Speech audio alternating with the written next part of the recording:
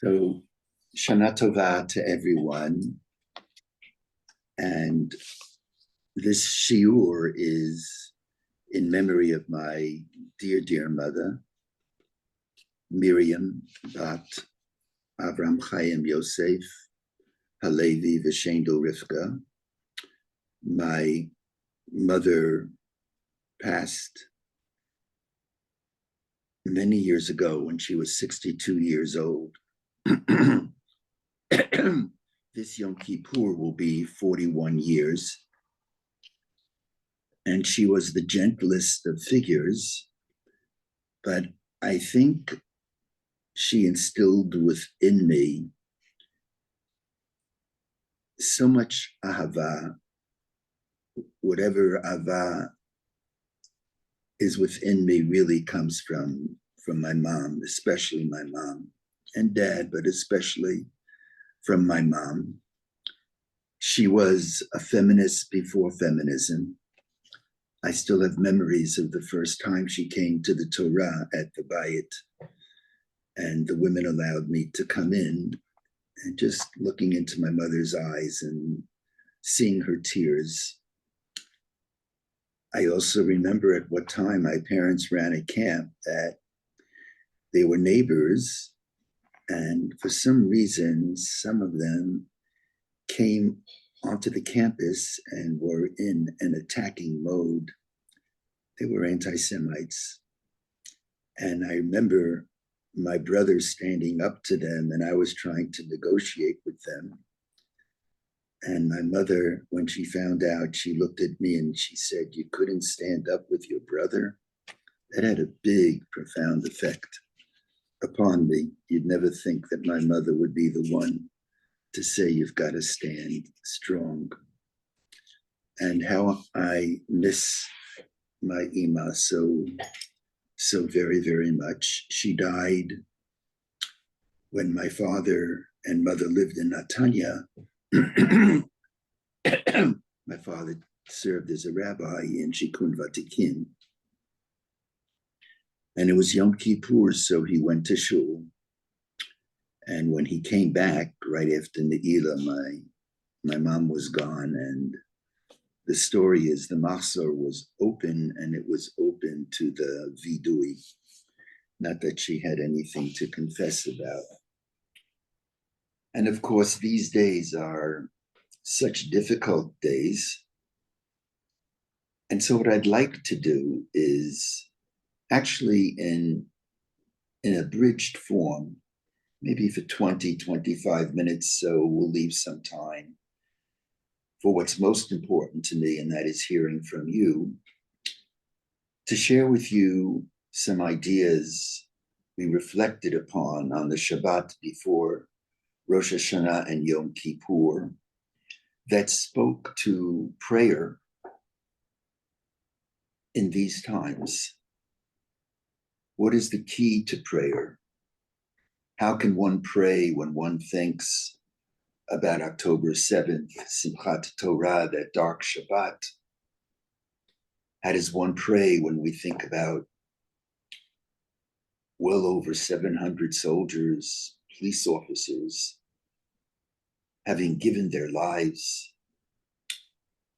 How does one pray when we think about the thousands who've been wounded? All one has to do is go into Sheba Hospital. We go into the physical therapy department, and people, soldiers without limbs, their lives forever altered. How does one pray when one thinks about the evacuees? It's almost as if there's an attempt to shorten Israel, the north being like a line from Haifa, and now the rockets are coming into Haifa as well.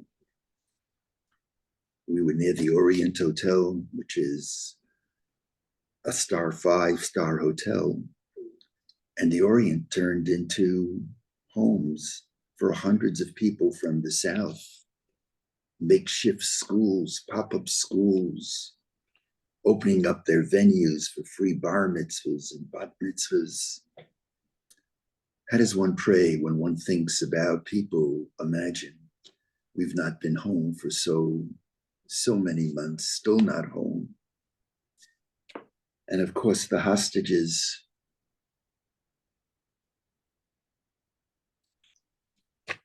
Ein milim, there are no words. And so 3 humble suggestions. The first suggestion is a recognition that on Rosh Hashanah and Yom Kippur, it is okay to lament. It is okay to interpret the liturgy and what we read in Tanakh as applying to contemporary times, to this impossible situation, to relate it to our very personal lives and the way we are connecting to what's unfolding. Just some examples. On the second day, Rosh Hashanah, we read, Kol b'Ramah nishma. A voice is heard in Ramah. Rachel mivaka al baneha. Rachel is crying for her children. Jeremiah 31. It's must reading and studying. Maybe one day we can review it more carefully. A voice is heard in Ramah. Rachel is crying. And the rabbis and the scholars try to understand precisely what is the location of Ramah. A voice is heard in Ramah. And they say what they say. But the meaning came for me standing at the funeral of Hirsch Poland as his mother, Rachel, a contemporary Rachel, was mivaka al baneha, was crying as she offered a eulogy for her son. And at the end of the eulogy, she said the following, in this mode, in this tone, she said, and dear Hirsch, finally,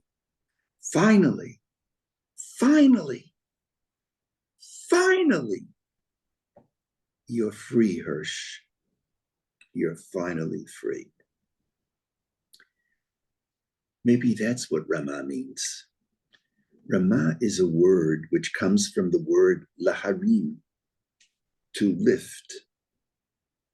This Rosh Hashanah, when I heard Kol b'Ramah nishma, I thought of Rachel Poland's, of John's voice. Higher and higher, Ramah, Ramah, Ramah, Ramah. Finally.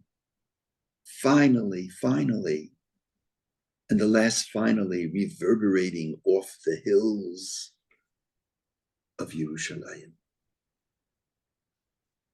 Now that thought we shared with each other 2 weeks ago.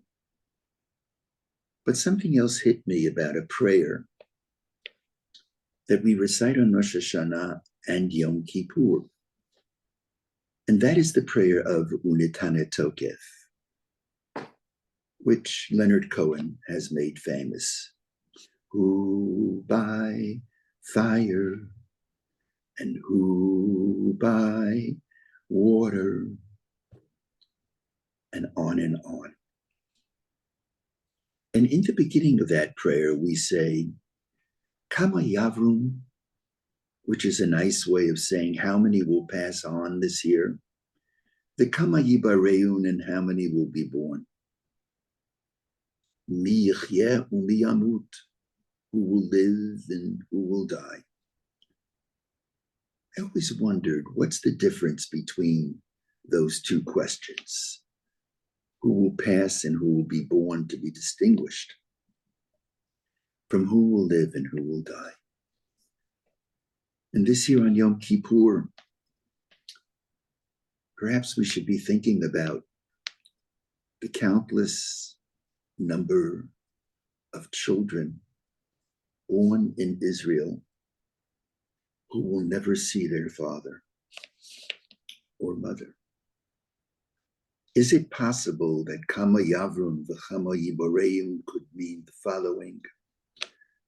Who will pass on before their child is born?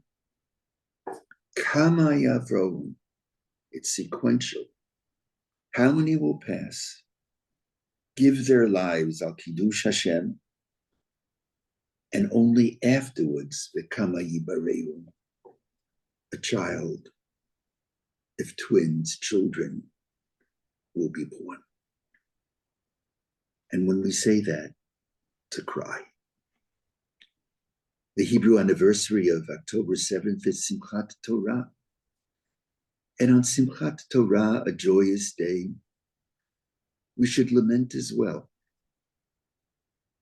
The symbol of Simchat Torah is dancing in a circle.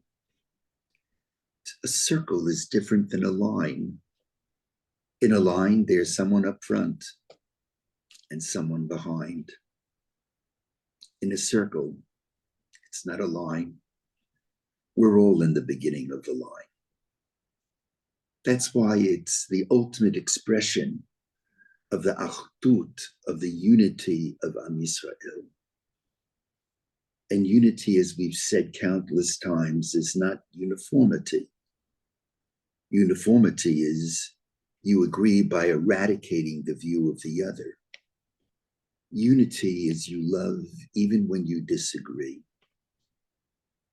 And maybe, as we make that first circle, we should pause and not only lament, but confess. Maybe I could do more. Make a greater contribution to establish a peoplehood that is truly together, truly united. Maybe I'll chet. Maybe I could have done it. I could have done it better. Listened better.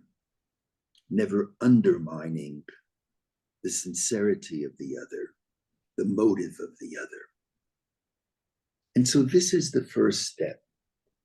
The license on Rosh Hashanah to cry. Like many of you, I was at some of the memorials yesterday. I'm not even sure I remember the details. They were almost unimportant, as important as they were. Just being there. Just the whole of what occurred touches so deeply. It rips the heart asunder. It gashes. It's a gash. It's a deep, deep gash that brings tears. And it's okay to cry. Okay to lament, and even to confess. But there's a second step. And the second step relates to the importance of loving, recalling the love, not only the lament, but the love. This may sound strange to you, but after all that we've experienced, I am more hopeful than ever. I am more optimistic than ever. During the Soviet Jewry movement, while there were differences in the boiler room about the tactics leadership took, basically our community was united with one clarion call, Shalach et Ami, let my people go, the Avduni. Let them go to serve, to be who they are as Jews, Shalach et Ami. And when communism fell in December of 91, since then, many have wondered, will there ever be a movement that will bring us together the way we were brought together in those days. And I saw it last year. I saw it last year. I know there have been encampments, and I know that Jews, some Jews whom I still must love, as wayward as I think they are, who are involved in what they should not be involved in. But for the masses, virtually all of Am Yisrael, I saw the old and even more than I saw during those Soviet Jewry days. Jews standing up against anti-Semitism. Jews marching for the hostages. Jews visiting Israel once, twice, 3 times, as often as they could, contributing, leaving their professions, tilling the soil, cashiers at the supermarket, running businesses, replacing the reservists called up to the front. Everyone was contributing. The love was palpable.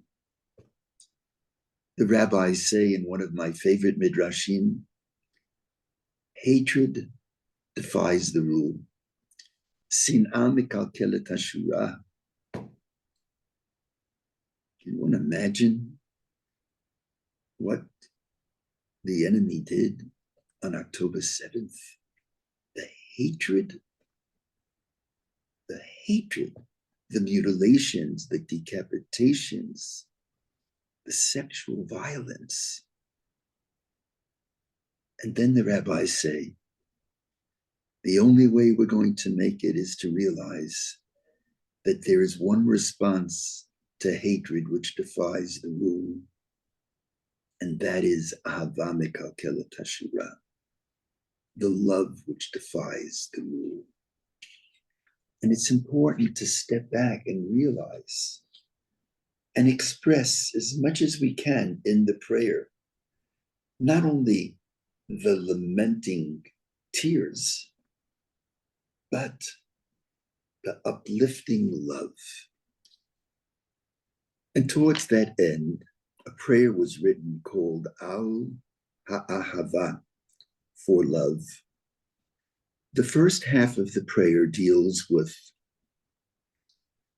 what diaspora Jewry gave, the love it expressed.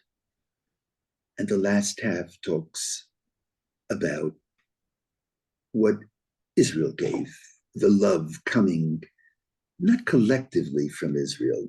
Of course, there was a collectivity, but from every individual. I'll just read some. Al ha'ahava, for the overflowing love we shared by speaking out against anti-Semitism, wearing our kippot, stars, and chais, proud of our Jewish identity, despite threats and intimidation. And for the overflowing love we shared by demanding freedom for the hostages, posting their pictures, displaying day after day the count of their captivity in our synagogues and schools, on our shirts, on our streets, in our souls. I've been so moved that every Sunday morning, Netta and Ari, teenagers, have week in and week out for a year, never missing winter, summer, cold, heat, have been marching for the hostages. How blessed we are, Benar Nohegotam, that young people have so stood up. We should be proud of that. I don't remember seeing pictures of Jews who are in trouble on the walls of synagogues, in our homes, since we were posting the pictures of Natan Sharansky and Yosef Mendelevich and Silva Zalmans and Boris Kochabayevsky, prisoners of Zion of yesteryear, of 4 or 5 decades ago. And Jews who never knew that they were Jewish, a spark was lit. A spark was lit. And yes, it was through reaction, but it's no small matter. The Jews who never identified themselves as Jews have come forward. Yes, they've come out of the closet in their own way. Certainly our mandate is to transform a reactive spark of Judaism into something which is proactive. Not only being a Jew because I'm fighting against something, but I'm a Jew because I'm in favor of something. I understand what Judaism is all about. But it's still quite remarkable. Jews who stand up against anti-Semitism, they're holy Jews. And many who did had nothing to do with Judaism years before. And on the Israeli side, this piece was translated by Avigdor Shinan. I'll just read a few. Al ha'ava chasrat hagvulot shechalaknu kasher chayalei miluim b'nei esrim shloshim arba'im chamishim shishim v'af shivim hinichu me'achareihem et hakol kidei lachzor li'yichidoteim. Many of you met these soldiers as I did on the bases. 30, 40, 50, 70. I met a soldier 80 years old. They leave their families.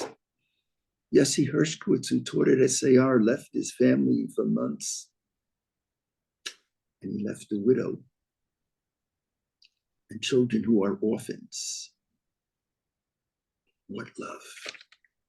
What unbelievable love. And truth be told, Al hava chasrat hagvulot shechalaknu kasher kol Yisrael gusu. And the love when all of Israel enlisted. Some enlisted wearing green fatigues.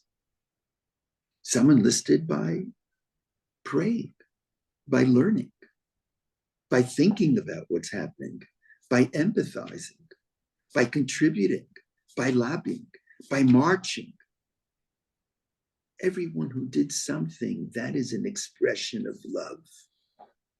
And yes, not only should we be lamenting on these days, on the anniversary, but we should be loving, expressing the deep love. Yes, I'm full of hope. When I think of the story of Alon, who lost his son Adir, he was depressed, but heard that many of the comrades of his son were marrying and were not going to push off their wedding date. And so he took out an ad and he said, the first soldier who comes, I will give you a free diamond ring. And according to the Facebook account, within 10 minutes, the first soldier arrived. After an hour, the second soldier came. And Alon said it was for the first one. And when he saw the sadness in the second soldier's eyes, he said, give me a hug. And they hugged. And he made him a ring. And in this video, he picks up a box and he says, do you see this ring? It's the 82nd ring that I'm giving as a gift. And I read the other day, he's up to 120. Everyone giving. That's why I wish at these memorials that were done so well. And I think this is a time that we should be uplifted, that we should be hopeful. We have the capacity, to have both emotions at the same time. As that beautiful Yehuda Amichai poem, which I love, quotes, he says, I disagree with Kohelet, who says there's a time for everything, a time for war, a time for love. Amichai says, they're not distinct categories. We have to learn how to love in war. And yes, it's so often the case that we war in love, lament, and love, and hope, and optimistic. We could all go on and on, listing the love. The most basic level is, yes, we were caught by surprise and there must be accountability. But when there was no state and there were pogroms, we were defenseless. And here it happened. But Israel stood up. It stood up strong when one thinks about it in unbelievable, unbelievable ways. Israel stood up strong and said, never again. We will stand up for what is right, and we will build a better future. And when we were defenseless and we were beaten, of course we were ethical. The Jews were ethical. It's easy to be ethical when you're powerless. But when you're powerful, when you're responding as the IDF did, I'm unrelenting and I'm unbending and unyielding in declaring now more than ever, what an ethical army. There is no army, and I'm not a military man, but from my seat, even the American army, there is no army that has the principles of ethics, the Torah HaNeshek, that the Israeli army has. Ashrei ha'am sheyesh lo tzava chazak umusari kitzvah haganav Yisrael. And there's one more level, and that is level. Lament, love, and level with God. There are those who have said to me, and I understand it because I feel it, I'm upset with God. I'm upset with what's unfolded. So the third message is, it's okay. It's okay to level with God. In fact, leveling with God and protesting God, as my dear, dear son Dov in his wonderful work, Pious Irreverence, writes, based on Midrashim, protesting God is not a sign of disrespect. It's a sign of love. That is, I feel close enough to you to tell you how I feel. One of the tests of human love is I can tell my beloved what's on my mind.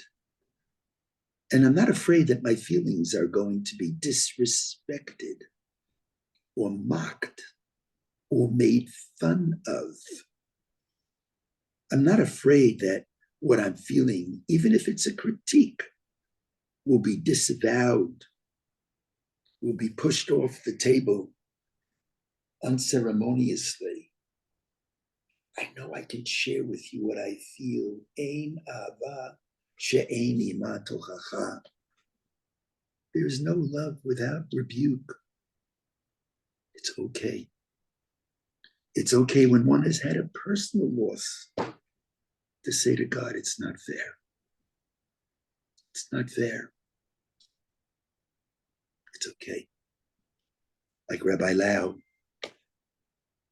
when 5 members of a Dutch family were lying in coffins 25 years ago, he stood up in Jerusalem, and the Bayit was on a mission then, so many of us were there. And he turns to God and he says, Ani lo shoel lama, aval ani ken shoel ad matai. I don't ask why.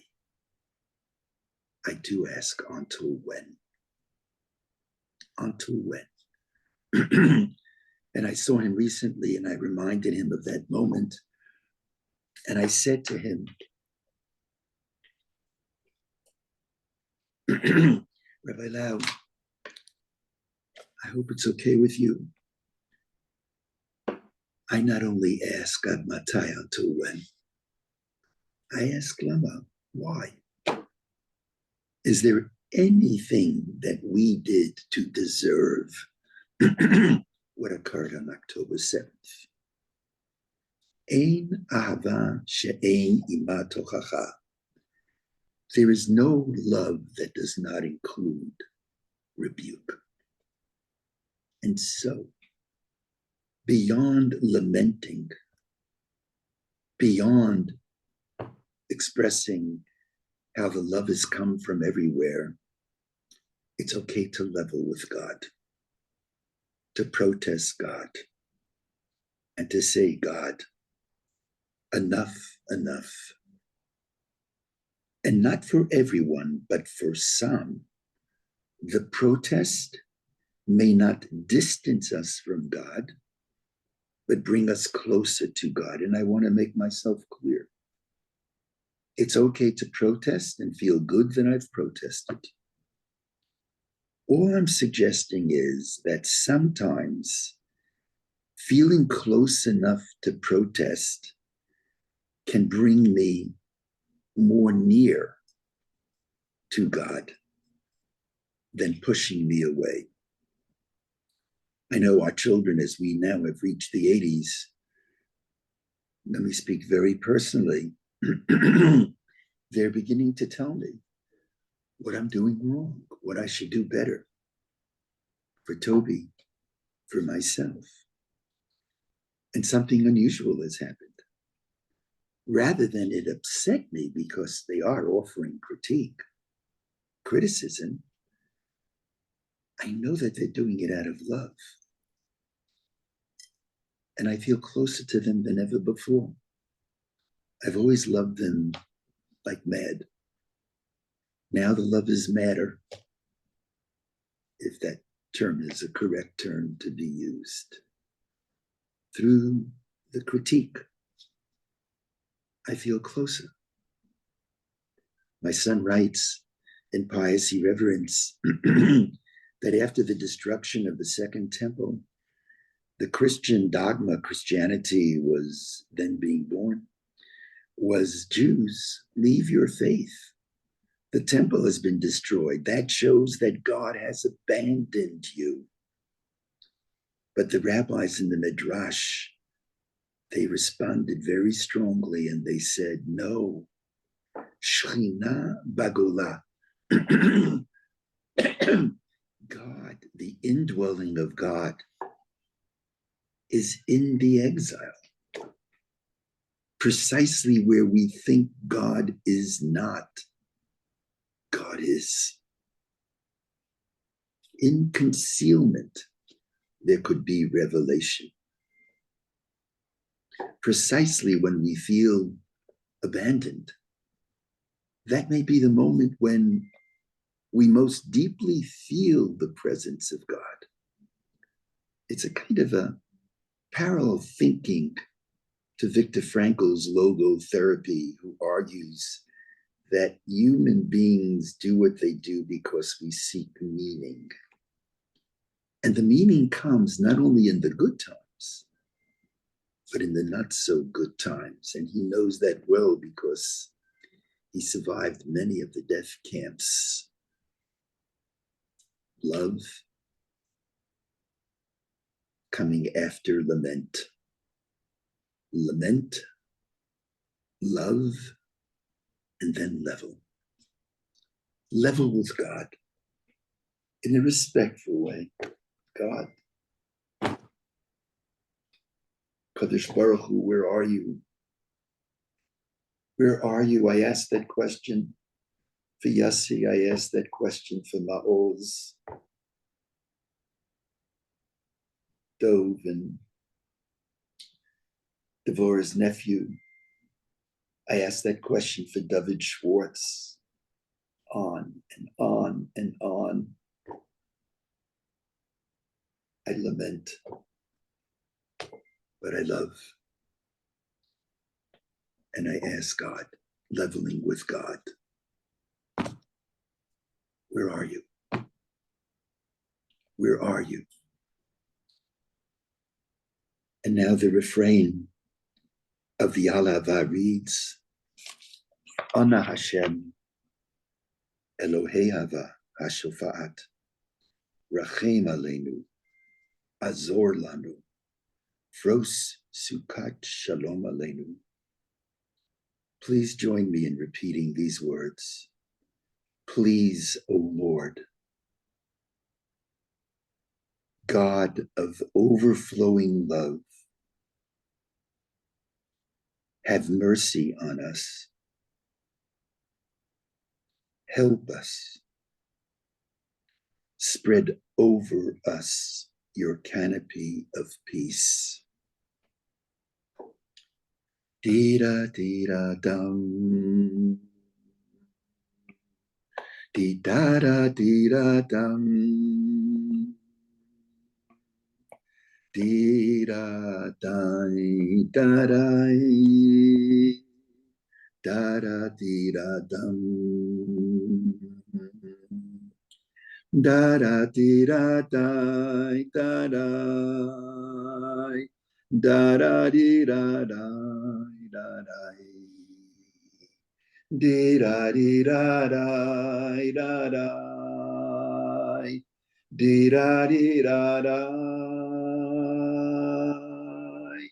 Dee-da-dee-da-da, da-da. Dee-da-dee-da-da, da-da. Dee-da-dee-da-da, da-da. Dee-da-dee-da-dum. May the memory of my dear mother be for a blessing. May the memory of all those who sacrificed their lives so that we can be, may their memories be for a blessing. May all the wounded be healed. All soldiers come to their families safely. May all the evacuees return to their homes, and the hostages, let them go. Let them go now to Idan, to Keith, to Omer, American Jewish hostages. Let them go now. Yes, to lament, to love, and to level.